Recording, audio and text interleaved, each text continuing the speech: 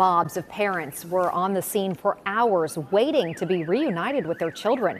This is the moment almost all of the students were finally released and walked out of the school. We spoke to numerous panicked parents who said they were receiving some conflicting information, which only added to the chaos of the day. News 2's Sarah Smith spent the day on the scene. She's back out there tonight on what's been a very tough day for those parents. Sarah?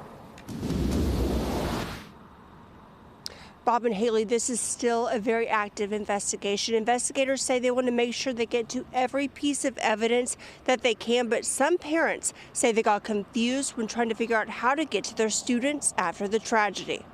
It's been real frustrating for me because, I mean, I'm paranoid. I done seen pictures. I'm like, oh my God, you know, and I feel like they need to do better with that part. My son, he drives, but they told him that they could not drive off campus, so he told me to come here and meet him.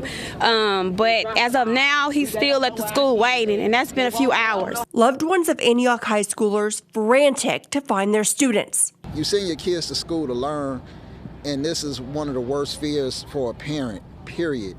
Worrying if their kid is alive or, you know, dead. After the shooting, most students were transported by bus to the family assistance site. They sent a few emails and a few text messages saying this is the reunification spot right here across the street, but they also let us know that it may be a lengthy process because it's a pretty big school and they have to do a head count of all of the rest of the kids that's there.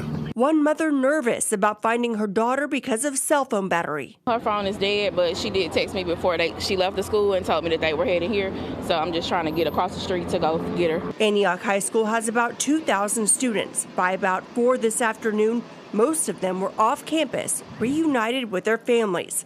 A welcome comfort after this day of terror. My anxiety is just very high, but I am glad to have heard from her to know that she is okay. Just want to really get her and get her back home so I can comfort her. And hopefully the students that were here today are at home with their families. And as we mentioned, the school here will be closed Thursday and Friday. Bob and Haley.